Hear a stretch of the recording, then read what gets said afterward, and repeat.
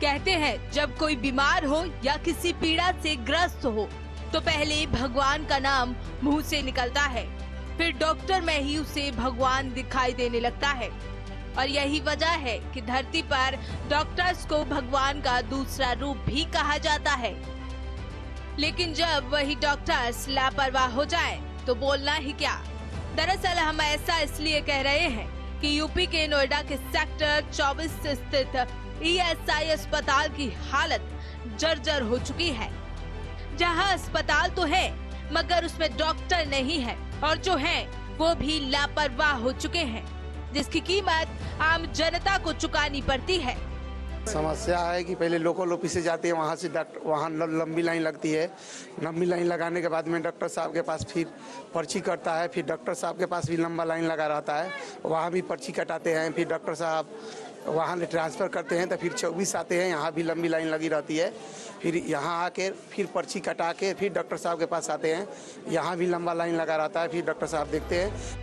ESI hospital के बाद जब TV 100 की टीम सेक्टर 57 के डिस्पेंसरी पहुंची, तो वहां पर लोगों को अपने इलाज के लिए बड़ी बड़ी लाइनों में लगकर डॉक्टरों का इंतजार करते पाया गया, जो बेहद चौंकाने वाला था।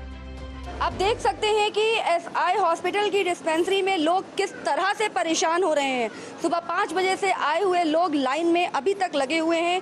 लोगों को ना तो टाइम पे दवाइयाँ मिल रही हैं, ना ही यहाँ पर पीने की कोई व्यवस्था ढंग की गई है, और गर्मी इस कदर बढ़ रही है, लेकिन यहाँ पर पेशेंट्स को बैठने के लिए उचित कोई व्यवस्था नहीं की गई है। लोगों का कहना है कि वो यहाँ आते हैं दवाइयाँ लेने, लेकिन उनको यहाँ से वहाँ तक नचाया जाता है। डिस्पेंसरी में मरीजों के लिए स्वास्थ्य सुविधाएं ढंग की नहीं है। पीड़ित मरीजों का कहना है कि पानी के लिए नल की टोटी तो है, पर पानी नहीं है। न पानी पीने का है, न कोई समाधान। 10-10 लाइन वहाँ लगानी पड़ती है, 10-10 बार यहाँ लाइन लगाओ, जब जाकर डॉक्टर के पास तक पहुँचते हैं।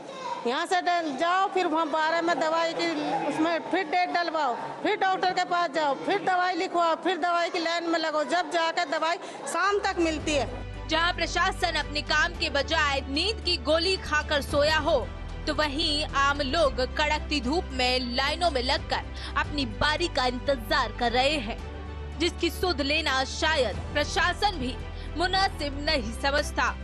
जरा सोचिए क्या हाल है प्रदेश के अस्पतालों और डिस्पेंसरी का, जहां इलाज के नाम पर केवल परेशानी का जखीरा हो। अब इससे ज्यादा प्रशासन की लापरवाही का बड़ा उदाहरण कहां देखने को मिलेगा। नोएडा से TV 100 के लिए प्रवीण बहल की रिपोर्ट।